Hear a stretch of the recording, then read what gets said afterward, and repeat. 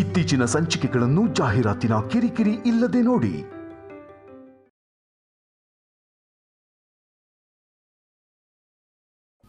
ಇವನೇ ಕಣೋ ನಿನ್ನ ಅಳಿಯ. ನಮಸ್ಕಾರ ಮಾವ. ಆ ಹುಡುಗಿ ಯಾರು? ಇವನ್ ಫ್ರೆಂಡು. ಫ್ರೆಂಡ್ ಅಂದ್ರೆ? ಇಬ್ರು ಜೊತೆಲೆ ಓದಿರೋದು. ಹುಡುಗಿದು ಶಿವಮೊಗ್ಗ ಜಿಲ್ಲೆ. ಮನೇಲಿ ಇಷ್ಟ ಇಲ್ದಿರೋ ಮದ್ವೆ ಮಾಡ್ತಿದ್ದಾರೆ ಅಂತ ಓಡ್ ಬಂದಿದ್ದಾಳೆ. ಅಮೇರಿಕಾ ಹೋಗೋದಕ್ಕೆ ವೀಸಾ ಅಪ್ರೂವಲ್ಗೋಸ್ಕರ ವೇಟಿಂಗ್ ಮಾವ. ಅವಳು 1 ವೀಕಲ್ಲಿ ಹೊಟ್ಟೋಗ್ತಾಳೆ. ಇವಳನ್ನ ನಮ್ಮನೇಲಿ ಇಟ್ಕೊಂಡ್ರೆ 4 ಜನ 4 ಮಾತಾಡ್ತಾರಲ್ಲ, ಅದಕ್ಕೆ ಇಲ್ಲಿ ಕರ್ಕೊಂಡ್ ಬಂದೆ. ಇಲ್ಲಾದ್ರೆ ನಮ್ಮ ಮಹಾಲಕ್ಷ್ಮಿನೂ ಜೊತೆಲಿರ್ತಾಳಲ್ವಾ. ಸಿದ್ದು, ಆದಷ್ಟು ಬೇಗ ಅಮೇರಿಕಾಗೆ ಹೋಗೋ ವ್ಯವಸ್ಥೆ ಮಾಡಿ ಇವಳನ್ನ ಕಳಿಸ್ಬಿಡು. ಸರಿ ಅಮ್ಮ. 1 ವಾರ ಅಷ್ಟೇ ತಮ್ಮಯ್ಯ, ಇಬ್ರು ಇಲ್ಲೇ ಇರ್ತಾರೆ. ಬೇಡ ಅನ್ಬೇಡ. ಸರಿ. ಹೌದು, ನನ್ನ ನಾದ್ನಿ ಮಹಾಲಕ್ಷ್ಮಿ ಎಲ್ಲಿ ಹೋಗಿದ್ದಾರೆ? ಬೇರೆ ಫಂಕ್ಷನ್ಗೆ. ರಾಜಿ ಅವ್ರ ಅಮ್ಮನ ಮನೆಗೆ ಹೋಗಿದ್ದಾಳೆ. ಹೌದಾ, ಸರಿ.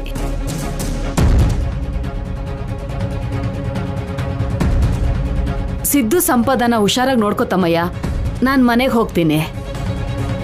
ಮಹಾಲಕ್ಷ್ಮಿನೂ ನಾದ್ನಿನ ಕೇಳ್ದೆ ಅಂತ ಹೇಳು. ಹಾಗೆ ಆಗ್ಲಿ.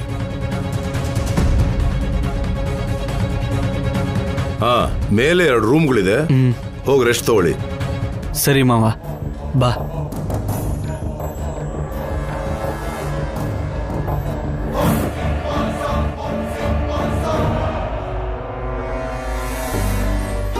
ಏನೋ ಕಂದ, ನೀನ್ ಯಾವಾಗ ದೊಡ್ಡವನಾಗ್ತೀಯಾ?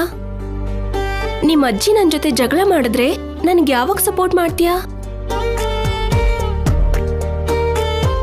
ಅವಾಗವಾಗ ನಿಮ್ಮಪ್ಪಂಗೆ ಸ್ವಲ್ಪ ತಲೆ ಕೆಡುತ್ತಲ್ವಾ? ಅವಾಗ ನೀನೇ ನನಗೆ ಸಪೋರ್ಟ್ ಮಾಡಬೇಕು, ಸರಿನಾ? ನನಗೆ ಗೊತ್ತು ಬಿಡು, ನೀನು ನನ್ನ ಪಾರ್ಟಿನೇ ಅಂತ. ಇದೆಲ್ಲ ನಡೆಯೋದಕ್ಕೆ ಟೈಮ್ ಬೇಕಾಗತ್ತೆ ಬಿಡು. ನೀನು ಆದಷ್ಟು ಬೇಗ ಅಮ್ಮ ಅಂತ ಕರೆಯೋಕೆ ಶುರು ಮಾಡು, ಸರಿನಾ?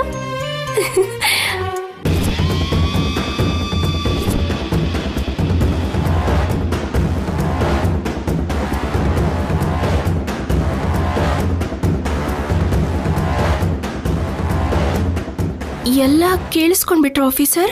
ಸ್ಪಷ್ಟವಾಗಿ ಸ್ವಲ್ಪ ತಲೆ ಕೆಡುತ್ತೆ ಅನ್ನೋ ಪದ ಸೇರಿಸಿ. ಅಂದ್ರೆ ಅದು ಆಫೀಸರ್ ತಮಾಷೆಗೆ. ಸುಳ್ಳು ಹೇಳ್ಬೇಡ, ಮನ್ಸಲ್ಲಿರೋದನ್ನ ಹೇಳಿದ್ಯಾ? ಸಾರಿ ಆಫೀಸರ್. ಸಾರಿ ಯಾಕೆ ಬಿಡಿ, ಇನ್ನೇನಾದ್ರೂ ಬೈಯೋದಿದ್ರೆ ಒಂದೇ ಸಲ ಬೈದ್ಬಿಡಿ ಶ್ರೀಮತಿ ಅವರೇ. ಇನ್ಸ್ಟಾಲ್ಮೆಂಟ್ ಅಲ್ಲಿ ಡೈಲಿ ಯಾಕೆ ಬೈಯೋದು?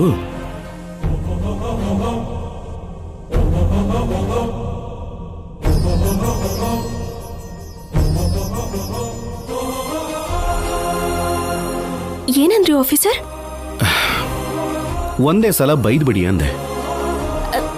ಅದಲ್ಲ, ಶ್ರೀಮತಿ ಅಂತ.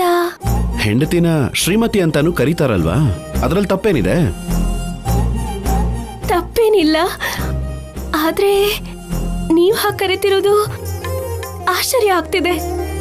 ನಾನ್ ನಾರ್ಮಲ್ ಆಗೇ ಹೇಳ್ದೆ. ಎಕ್ಸೈಟ್ ಆಗ್ಬೇಡ ಅಂತ ಹೇಳು ಕಂದ. ಆಗದೆ ಹೇಗಿರ್ಲಿ ಕಂದ?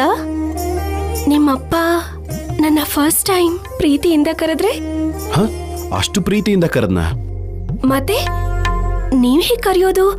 ನಮ್ಮಮ್ಮನ ಕಿವಿಗೆ ಏನಾದ್ರೂ ಬಿದ್ರೆ ಪ್ರಪಂಚನೇ ಗೆದ್ದಷ್ಟು ಖುಷಿ ಪಡ್ತಾರೆ. ಕಂದ, ನಿನಗೆ ಗೊತ್ತಾ, ನಿನ್ನೆ ರಾತ್ರಿ ನಿಮ್ಮಪ್ಪ ನನಗೋಸ್ಕರ ಕೆಳಗಡೆ ಮಲ್ಕೊಂಡ್ರು. ಇವಾಗ ನೋಡಿದ್ರೆ ಶ್ರೀಮತಿ ಅಂತಿದ್ದಾರೆ. ನನಗಂತೂ ತುಂಬಾ ಖುಷಿ ಆಗ್ತಿದೆ ಕಂದ. ಈ ಪ್ರೀತಿ ಹೀಗೆ ಇದ್ರೆ ಎಷ್ಟು ಚೆನ್ನಾಗಿರುತ್ತೆ. ಈಗಷ್ಟೇ ಹುಷಾರಾಗ್ತಿದ್ಯಾ ಅಂತ ಏನೋ ಪ್ರೀತಿಯಿಂದ ಕರೆದೆ. ಸರಿ ಬಿಡು, ಅದನ್ನು ಕೊಡಿಲಿ. I love you.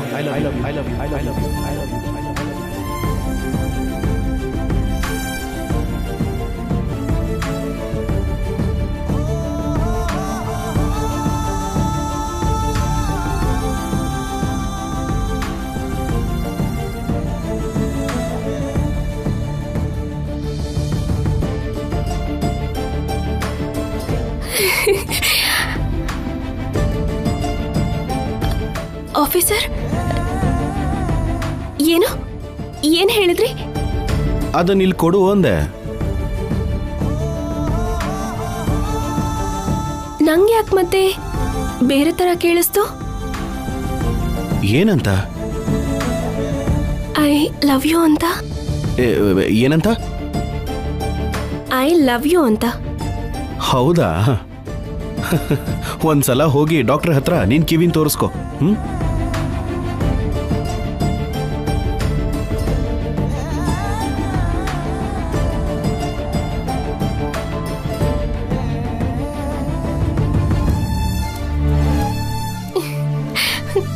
ಕಂದ, ನಿಮ್ಮಪ್ಪ ನನಗೆ ಐ ಲವ್ ಯು ಅಂತ ಹೇಳಿ ಮತ್ತೆ ನನ್ನ ಹತ್ರ ಐ ಲವ್ ಯು ಅಂತ ಹೇಳಿಸ್ಕೊಂಡು ಹೊರಟೋದ್ರು ಕಣೋ.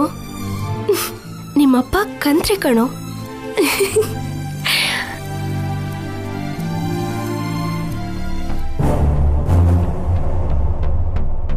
ಈ ನಡುವೆ ಶೌರ್ಯ ಹಳೆದನ್ನ ಮರ್ತೋಗಿ ಕಲ್ಯಾಣಿಗೆ ಹತ್ರ ಆಗ್ತಿದ್ದಾನೆ. ಹೀಗಿದ್ದಾಗ್ಲೇ ಅವರಿಬ್ಬರನ್ನ ಇನ್ನೂ ಹತ್ರ ಮಾಡೋದಕ್ಕೆ ಪ್ರಸ್ತಾವ ಮಾಡಿಸಿದ್ರೆ ಚೆನ್ನಾಗಿರುತ್ತೆ ಅನಿಸ್ತಿದೆ. ಗಂಡನ್ನ ಪ್ರೀತಿಸೋ ರೀತಿನ ಹೀಗೆ ಯಾವುದ್ರಲ್ಲೇ ನೋಡಿದ್ರು ಸಂಪದಗಿಂತ ಕಲ್ಯಾಣಿ ಎಷ್ಟೋ ಪಟ್ಟು ಉತ್ತಮಳು. ನಾನು ಕಲ್ಯಾಣಿ ನನ್ನ ಸೊಸೆನೇ ಅಲ್ಲ, ನನ್ನ ಮಗನ ಜೊತೆ ಆಗಿರೋದು ಮದ್ವೆನೇ ಅಲ್ಲ ಅಂತಿದ್ರು. ಆ ಕಲ್ಯಾಣಿಗೆ ಎಷ್ಟೇ ಕಾಟ ಕೊಡ್ತಾ ಇದ್ರು, ಮತ್ತೆ ನನ್ನ ಹತ್ರ ಬಂದು ಶೌರ್ಯ ಕಲ್ಯಾಣಿಗೆ ಪ್ರಸ್ತಾವ ಮಾಡಿಸ್ಬೇಕು ಅಂತ ಯಾವ ನಂಬಿಕೆಯಿಂದ ಕೇಳಿದ್ರು? ಎಲ್ರೂ ಬಂದು ನನ್ನನ್ನು ಕೇಳಿದ್ರು, ಡೈರೆಕ್ಟ್ ಆಗಿ ಹೋಗಿ ಶೌರ್ಯನ್ ಕೇಳಲಿಲ್ಲ. ಇತ್ತೀಚೆಗೆ ಅವನು ಅವಳ ಕಡೆ ವಾಲ್ಕೊಂಡ್ಬಿಟ್ಟಿದ್ದಾನೆ. ಕಲ್ಯಾಣಿನ ವಹಿಸ್ಕೊಂಡು ನನ್ನ ಮೇಲೆ ಕಿರ್ಚಾಡ್ತಾನೆ. ಇಂಥ ಟೈಮಲ್ಲಿ ಅವನ್ನ ಕೇಳಿದಿದ್ರೆ ಸರಿ ಅಂತ ತಕ್ಷಣ ಒಪ್ಕೊಂಡ್ಬಿಡ್ತಿದ್ನೇನು. ಅಯ್ಯೋ, ಹಾಗಾದ್ರೆ ನನ್ನ ಕತೆ ಮುಗೀತಷ್ಟೇ.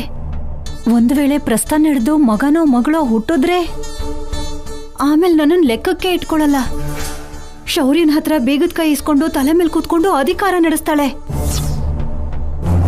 ಯಾವುದೇ ಕಾರಣಕ್ಕೂ ಈ ಪ್ರಸ್ತಾವ ನಡಿಬಾರ್ದು. ಕಾರ್ಯ ಅನ್ನೋ ಆಲೋಚನೆ ಶೌರ್ಯನ ಮನ್ಸಲ್ಲಿದ್ರೆ ಆ ಆಲೋಚನೆನೇ ಸಾಯಿಸ್ಬಿಡ್ಬೇಕು.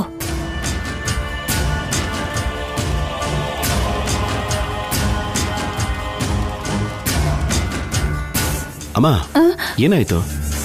ಈ ಟೈಮಲ್ಲಿ ಇಲ್ಲಿ ಕೂತ್ಕೊಂಡು ಏನೋ ಡೀಪಾಗಿ ಯೋಚನೆ ಮಾಡ್ತಾ ಇದೀಯಾ? ನಿನ್ ಬಗ್ಗೆನೇ ಕಂದ. ನನ್ನ ಬಗ್ಗೆನಾ? ಹೌದು ಕಣೋ. ನಿನಗೆ ಕಲ್ಯಾಣಿಗೆ ಮದುವೆ ಆಗಿ ತುಂಬಾ ದಿನ ಆಗೋಯ್ತಲ್ಲ, ನಡಿಬೇಕಾಗಿರೋ ಪ್ರಸ್ತಾವನೆ ನಡೆದಿಲ್ಲ. ಇದೇನು ನಮ್ಮಮ್ಮ ನಡಿಬೇಕಾಗಿರೋ ಸಂಪ್ರದಾಯಗಳ ಬಗ್ಗೆ ಯೋಚನೆನೇ ಮಾಡ್ತಿಲ್ವಲ್ಲ ಅಂತ ನೀನೇನಾದ್ರೂ ಬೇಜಾರು ಮಾಡ್ಕೊಂಡಿದ್ಯೇನೋ ಅನ್ಕೊಂಡು ನನಗ್ ಬೇಜಾರಾಗ್ತಿದೆ ಕಣೋ. ಅಯ್ಯೋ ಅಮ್ಮ, ಹಾಗೆಲ್ಲ ಏನೂ ಇಲ್ಲ.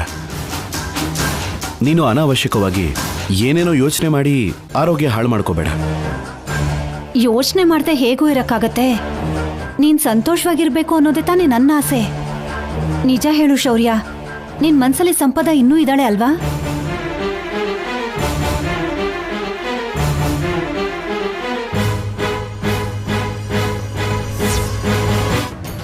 ಯಾಕಿರಲ್ಲ, ಪ್ರಾಣಕ್ಕಿಂತ ಹೆಚ್ಚಾಗಿ ಪ್ರೀತಿಸ್ತಿದ್ದೆ ಅಲ್ವಾ?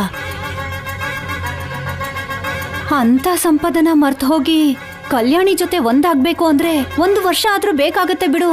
ಅದ್ರಲ್ಲೂ ಮಗು ಇದೆ ಅಲ್ವಾ, ಅವನಿನ್ನೂ ಎಳೆ ಮಗು.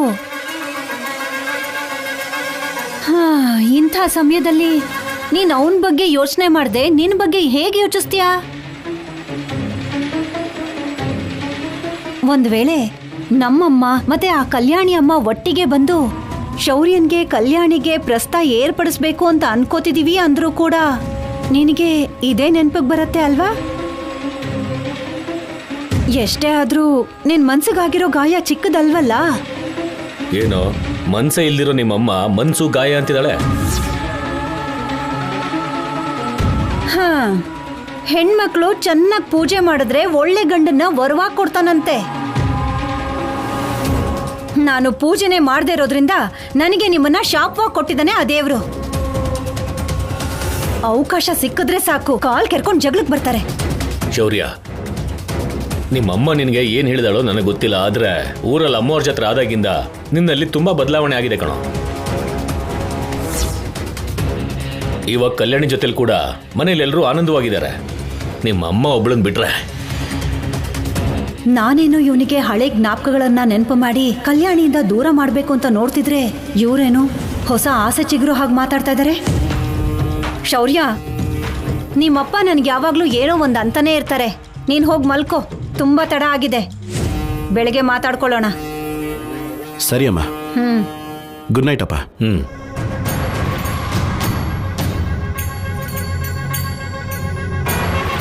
ಬದಲಾಗಿದ್ಯಂತ ಅವನಿಗೆ ಹೇಳ್ತಾ ಇದ್ರೆ ಅದು ಕೂಡ ನಿಂಗೆ ಇಷ್ಟ ಆಗಲ್ವ ದಮಯಂತಿ? ನೀವು ಹೇಳೋ ಒಳ್ಳೇದು ನನಗೆ ಯಾವಾಗಲೂ ಕೆಟ್ಟದಾಗೇ ಇರತ್ತೆ. ದಯವಿಟ್ಟು ಹೋಗಿ ಬಿದ್ಕೊಳ್ಳಿ.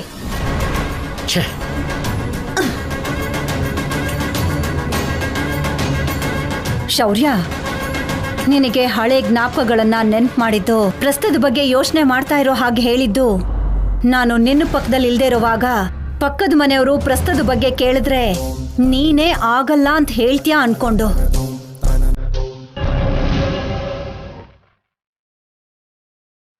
ಆಫೀಸರ್, ನೀವು ಬೆಡ್ ಮೇಲೆ ಮಲ್ಕೊಳ್ಳಿ, ನಾನು ಕೆಳಗೆ ಮಲ್ಕೋತೀನಿ. ಪರವಾಗಿಲ್ಲ ಕಲ್ಯಾಣಿ, ನೀನ್ ಮೇಲೆ ಮಲ್ಕೋ. ನಂಗೆ ಅಭ್ಯಾಸ ಆಗಿದೆ ಆಫೀಸರ್, ಕೆಳಗೇನೆ ಕಂಫರ್ಟಬಲ್ ಆಗಿರುತ್ತೆ. ಕೊಡಿ. ಬಿಡು ಆಫೀಸರ್. ಕಲ್ಯಾಣಿ ಬಿಡು. ಬಿಡಲ್ವಾ? ಹಾಗಾದ್ರೆ ನನ್ನ ಚಾಪೇನೂ ಇಲ್ಲ, ಕೆಳಗೆ ಹಾಗೆ ಮಲ್ಕೋತೀನಿ. ಆಮೇಲೆ ನಿಮ್ಮಿಷ್ಟ.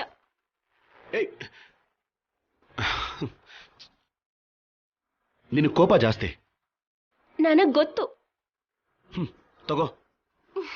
Thank you officer. ನಂಗೆ ಕೊಡಿ.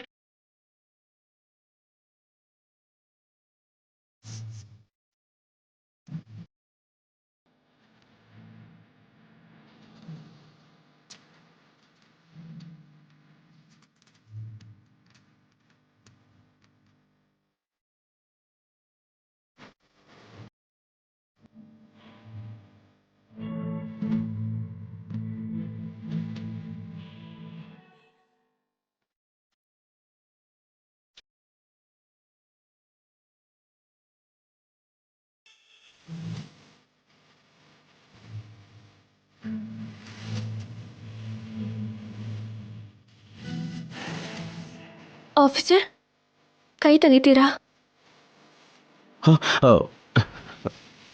ಸಾರಿ. ಚೆನ್ನಾಗಿದೆ. ಏನು? ಅದೇ ನೀವು ನನಗೆ ಕೊಡೋ ಸಪೋರ್ಟ್. ಬಿದ್ದು ಹೋಗ್ತೀಯಾ ಅಂತ. ಏನು? ಹುಷಾರಾಗಿ ನೋಡ್ಕೊಂಡು ನಡಿ ಅಂತ ಹೇಳ್ತಾ ಇದ್ದೀನಿ. ಹಿಡ್ಕೊಳ್ಳೋಕೆ ನೀವು ಇದೀರಾ ಅನ್ನೋ ನಂಬಿಕೆನೇ ನನ್ನ ಹಾಗೆ ನಡೆಯೋ ಹಾಗೆ ಮಾಡ್ತಿದೆ.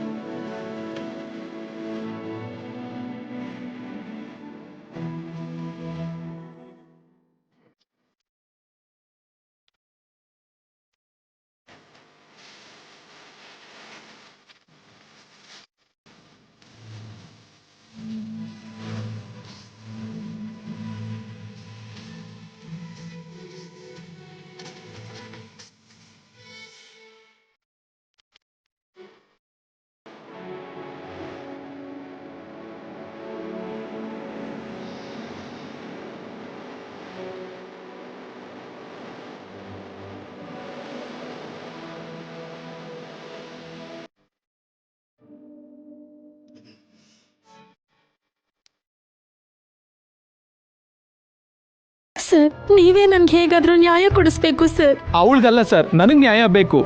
ನಿಮ್ಮ ಪ್ರಾಬ್ಲಮ್ನ ನಾನು ಸಾಲ್ವ್ ಮಾಡೋಕ್ಕಾಗಲ್ಲ. ಸಾಹೇಬ್ರು ಬರ್ತಾರೆ, ಕಾಯಿರಿ. Good morning sir. Good morning.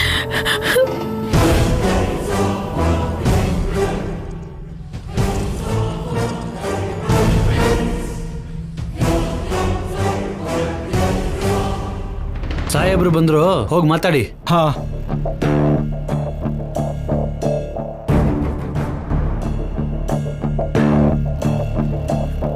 Sir, ನನ್ನ ಹೆಸರು ಲಕ್ಷ್ಮಿ ಅಂತ. ಇವರು ನಮ್ಮ ಯಜಮಾನ್ರು ಕಾರ್ತಿಕ್. ನಮಗೆ ಮದುವೆ ಆಗಿ 2 ವರ್ಷ ಆಗ್ತಿದೆ ಸರ್. ನಮಗೆ ಮಗ ಹುಟ್ಟಿದ್ದಾನೆ. ಈ ಮಧ್ಯೆ ಅನುಮಾನ ಜಾಸ್ತಿ ಆಗಿದೆ. ಈ ಮಗು ನನ್ನ ಮಗು ಅಲ್ಲ, ಇದು ಬೇರೆ ಯಾರ್ದೋ ಮಗು ಅಂತ ಹೇಳ್ತಿದ್ದಾನೆ ಸರ್.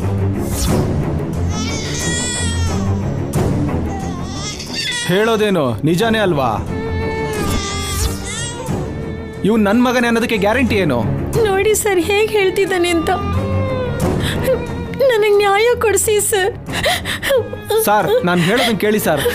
ಅವಳು ಕಾಲೇಜ್ನಲ್ಲಿ ಒಬ್ಬನ ಲವ್ ಮಾಡಿದ್ಲು.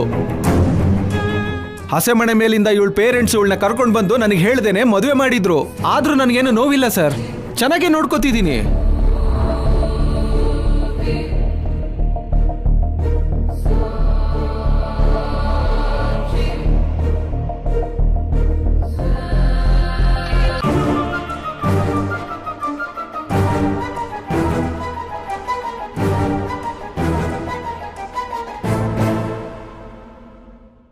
ಈ ನಡುವೆ ಇವಳ ಜೊತೆ ಇವಳ ಮಾಜಿ ಲವರ್ ಡೈಲಿ ಫೋನ್ ಮಾಡಿ ಮಾತಾಡ್ತಾನೆ. ತುಂಬಾ ದುಡ್ಡಿರೋನಲ್ವಾ, ಅವನೇ ಬೇಕು ಅಂತಿದ್ದಾಳೆ.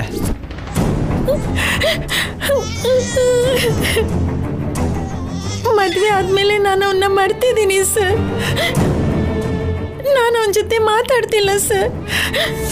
ಈ ಮಧ್ಯೆ ಅವನು ಮತ್ತೆ ಫೋನ್ ಮಾಡ್ತಿದ್ರೆ ಫೋನ್ ಮಾಡಬೇಡ ಅಂತಾನೂ ಹೇಳಿದೆ. ಅವನ ವಿಷಯ ನಾನೇ ಇವ್ರಿಗೆ ಹೇಳಿದೆ ಸರ್. ನಿಜವಾಗ್ಲೂ ಅವನ ಜೊತೆ ಸಂಬಂಧ ಇದ್ದಿದ್ರೆ ನಾನು ಇವ್ರ ಹತ್ರ ಯಾಕೆ ಹೇಳ್ತೀನಿ ಸರ್? ಯಾಕೆ ಹೇಳಿದೆ ಅಂದ್ರೆ ನಾಳೆ ದಿನ ನನಗೆ ನಿಜ ಗೊತ್ತಾದ್ರೆ ಎಲ್ಲಿ ಪ್ರಾಬ್ಲಮ್ ಆಗುತ್ತೋ ಅಂತ. ಮೊದಲೇ ಹೇಳಿದ್ರೆ ನಾನು ಒಳ್ಳೆ ಅನ್ಕೋತೀನಿ ಅಂತ. ಆಮೇಲೆ ಅವನ ಜೊತೆ ಎಷ್ಟೇ ತಿರ್ಗಾಡಿದ್ರು ನನಗೆ ಅನುಮಾನ ಬರಲ್ಲ ಅಂತ. ನನಗೆ ನಿನ್ನ ಮೇಲೆ ಅವನ ಮೇಲೆ ನಂಬಿಕೆ ಇಲ್ಲ. ಖಂಡಿತ ಈ ಮಗು ಅವನಿಗೆ ಹುಟ್ಟಿರೋದೆ.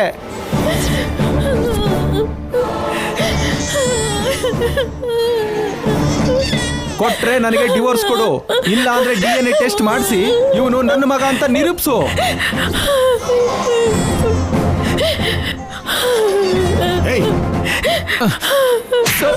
ಸರ್ ಏನು ಏನು ಸರ್, DNA ಟೆಸ್ಟ್ ಬೇಕಾ? ಅವಳು ನಿನ್ ಜೊತೆ 2 ವರ್ಷ ಸಂಸಾರ ಮಾಡಿದ್ಲು ತಾನೆ? ಆವಾಗ ನಿನಗೆ ಅವಳು ಪ್ರೀತಿ ಗೊತ್ತಾಗ್ಲಿಲ್ವಾ?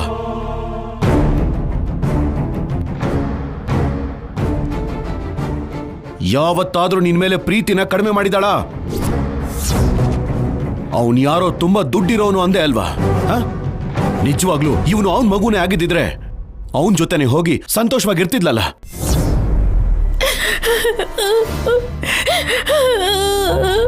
ನಿನ್ ಜೊತೆಲಿ ಇರ್ತೀನಿ, ನೀನೇ ಬೇಕು ಅಂತ ಯಾಕೆ ಹೇಳ್ತಾಳೆ? ನ್ಯಾಯ ಕೊಡಿಸಿ ಅಂತ ಪೊಲೀಸ್ ಸ್ಟೇಷನ್ ಮೇಲೆ ಯಾಕೆ ಹತ್ತಾಳೆ? ಗಂಡಸರು ಹೊರಗಡೆ ಕಷ್ಟಪಟ್ಟು ಬರ್ತಿದೀವಿ, ಹೆಂಡತಿ ಏನ್ ಮಾಡ್ತಾಳೆ, ಮನೇಲೆ ಫ್ರೀ ಆಗಿರ್ತಾಳೆ ಅಂತ ಅನ್ಕೋತೀವಿ. ಆದ್ರೆ ಅವರು ಪ್ರತಿ ಕ್ಷಣ ನಮ್ಮ ಬಗ್ಗೆ, ನಮ್ಮ ಮಕ್ಕಳ ಬಗ್ಗೆನೇ ಯೋಚನೆ ಮಾಡ್ತಿರ್ತಾರೆ. ಗಂಡ ಆಫೀಸಿಂದ ಬಂದ್ರೆ ಏನ್ ಮಾಡ್ಬೇಕು, ಎಷ್ಟು ಪ್ರೀತಿಯಿಂದ ನೋಡ್ಕೋಬೇಕು ಅಂತ ಯೋಚನೆ ಮಾಡ್ತಾ ಇರ್ತಾರೆ.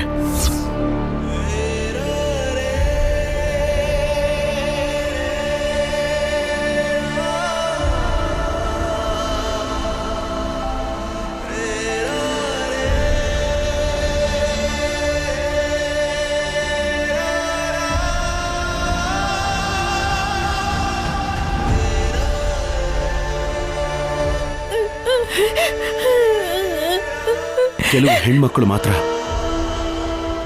ಗಂಡ ಬೇಡ ಅಂತ ಬಿಟ್ಟು ಹೋದ್ರೂ ಕೂಡ ಅವ್ರ ನೆನಪಲ್ಲೇ ಬದುಕ್ತಾ ಇರ್ತಾರೆ.